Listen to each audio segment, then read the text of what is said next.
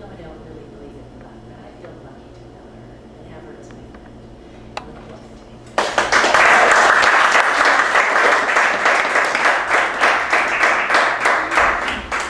Thank you, Krista.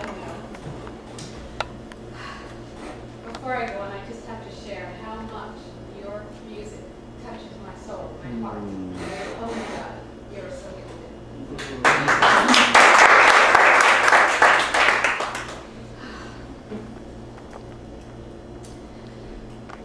The freedom which the all-creative wisdom has designed for man is marvelous beyond human perception. Ernest Holmes' This Thing Called You. Freedom. We've been talking about the consciousness of freedom all month. When Reverend James asked us on Sunday a question. If we are completely free to have whatever experiences that we want. Well, I kind of thought that this might be a trick question. Because we are definitely free to choose whatever experiences that we want, as he said. But unless we are equal to that in mind, we won't have it. Our affirmation this month tells us that we are free to use our mind for great things. And we do. But we are also free to use our mind for terrible things. And sometimes we do. The title of my talk today is, "A Mind is a Terrible Thing to Waste." And it's certainly a waste of time to think terrible things. And yet, how many of us do just that every day? Statistics tell us that we have over 50,000 thoughts a day. 50,000 thoughts. That's one a second. That's actually more than one a second. And while most of these thoughts are neutral, the negative, pessimistic ones seem to dominate our minds. These negative thoughts go marching through our heads like ants on the way to a picnic. Now you know these ants. Automatic negative thoughts.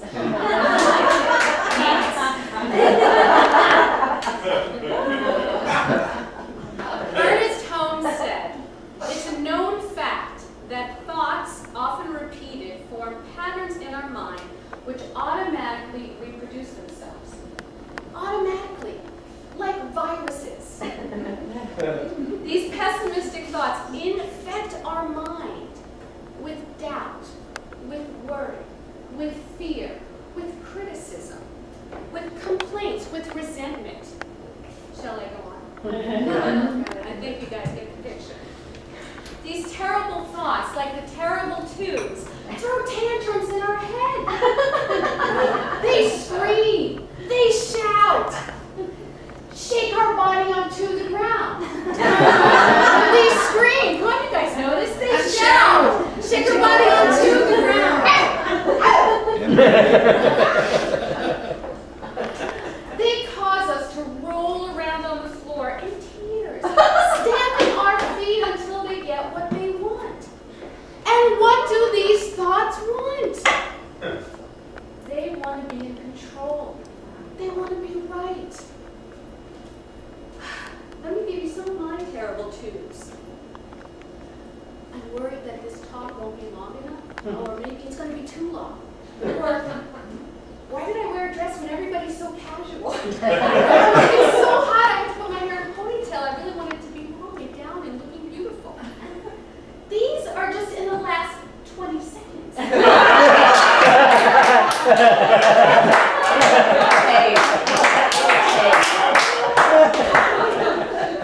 This litany of pessimistic chatter in our heads can be overwhelming. It's as if our minds have been hijacked and held for ransom. So what is the cost of freedom? I mean, people all over the world have fought for freedom, right? Freedom of speech, freedom of political beliefs, freedom of religion. Well, what about freedom of pessimistic thoughts? What is it costing us to be enslaved in our self-made prisons? How does one measure peace of mind and happiness? Lynn Robinson says in Divine Intuition intuition. When you learn to consciously choose to take your mind off fear, victimization, and condemnation, and put it on love, hope, and optimism, you are at the start of an extraordinary transformation. So who's ready to transform? Me. So who has the key to our prison? Me. Absolutely. You do. I do, because nobody can do our thinking for us. But sometimes we can't find the key. We've lost it. Maybe it's in James's bag where he loses all. Or we've given it away. The reality is that sometimes we've given it over to circumstances. So what circumstances are holding your life hostage right now? Let me share with you one of mine. Hot flashes. Every 2 hours, I am awake at night. I wake up with hot, hot, hot. Throw the covers off, throw the clothes off, stand in front of the fan, try to get something. Finally, clothes back on, covers back on, in bed, back to sleep. And the cycle repeats itself every 2 hours. My circumstance. It's hard to be in a good mood when I wake up exhausted every day. And it's exhausting to be in a bad mood all day. Everything irritates me. Everyone annoys me. Just ask my family. It's draining and it's toxic. Like acid rain polluting your life, polluting your mind. Marcus Aurelius, a Roman emperor and great philosopher, said, "The happiness of your life depends upon the quality of your thoughts. Therefore, guard accordingly and take care that you entertain no notions unsuitable to virtue and reasonable nature." Well, take it from someone who knows the quality of thoughts of menopausal women is not reasonable. It requires strong, conscious awareness and an intention to choose optimism and use our mind for great things. Especially when the only thing my mind is being used for is to make a strong cup of coffee. Confucius said, "The more man meditates upon good thoughts, the better will be his world and his world at large." And Robert H. Schuller, pastor and motivational speaker, said, "It takes but one positive thought, when given a chance to survive and thrive, to overpower an entire army of negative thoughts." So as I meditate over 2 or 3 cups of really strong coffee, exterminating my ants, I'm reminded of another quote by Marcus Aurelius. "When you arise in the morning, think of what a privilege it is to be alive, to think, to enjoy, to love." Yes, it is. And it's certainly a privilege to be standing here talking to all of you tonight. It's about moving into gratitude. It's about appreciation. It's about aligning our thoughts with what we want to create in our lives, what we want to create in our day. And it's about practicing these principles every day. Henry David Thoreau said, "As a single footstep will not make a path on the earth, so a single thought will not make a pathway in the mind. To make deep physical path, we have to walk again and again. To make a deep mental path, we must think over and over the kind of thoughts that we wish to dominate our lives." So as one ant won't ruin your picnic, or one negative thought won't ruin your life, one positive thought only once, probably won't improve it either. So over and over and over and over, we must use our freedom to choose thoughts that uplift us. Now we're taught change our thinking, we'll change our lives, right? And that's what this teaching is all about. Ernest Holmes said regarding patterns that you can change these patterns, perhaps not in a moment, or a day, or a month, or a year, but you can change them. It's a process of the gradual re-education of your whole mental reaction. But when you're in a pessimistic state of mind, or you're just an habitually negative thinker, it's not so easy to do. But one of the most natural things that we can do, that anyone can do, is to change our behavior.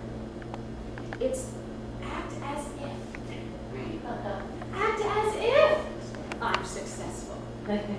Act as if I'm prosperous. Act as if I'm happy.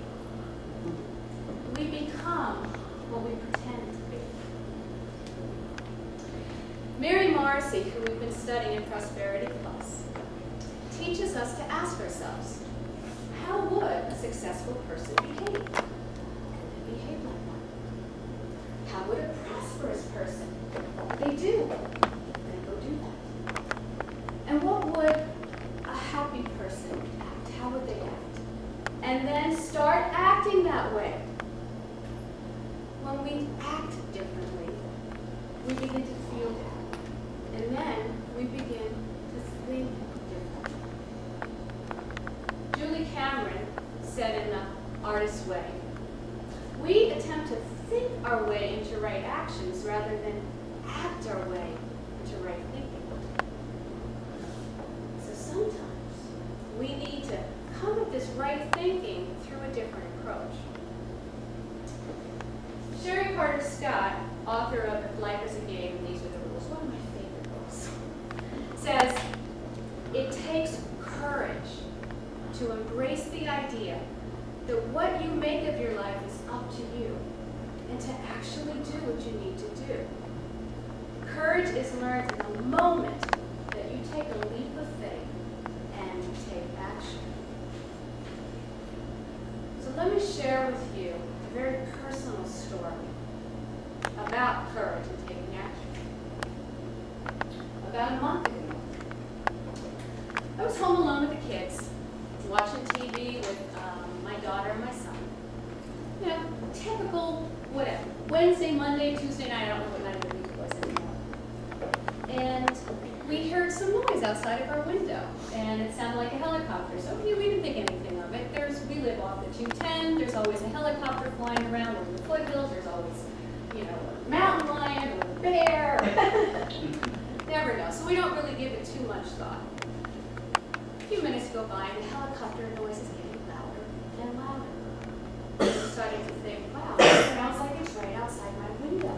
So we decide, well, let's go see what's going on. So we open up the door, and literally there's a helicopter right outside our apartment window. And it's shining a light, literally, almost in our apartment.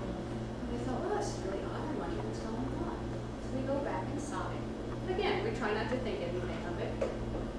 And it was a couple minutes later, there's pounding on our door. I don't know what's going on.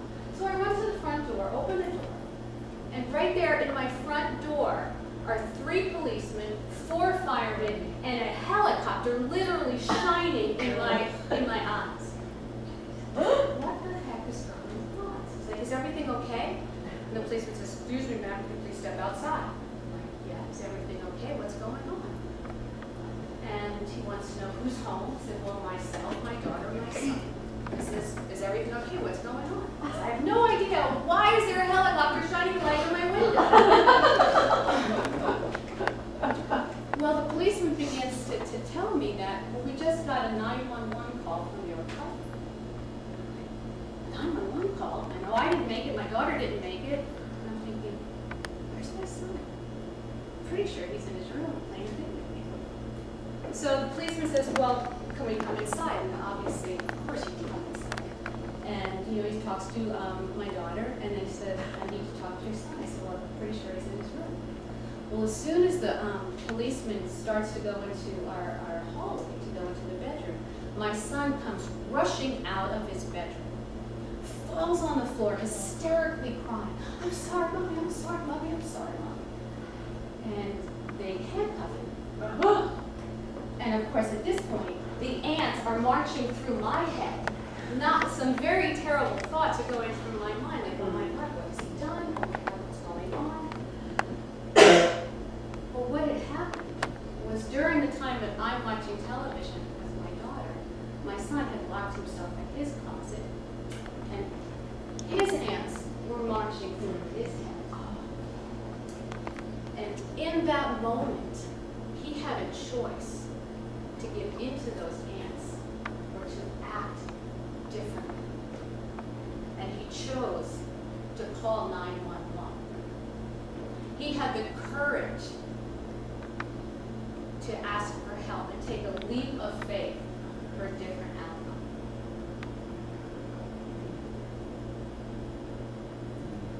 We all have the freedom to use our mind for great things, to move forward in conscious, courageous cooperation with Spirit. And I am so grateful that this story had an ending. Ernest Holmes said, "You are guided by love, inspired by truth, and your future will be what you make it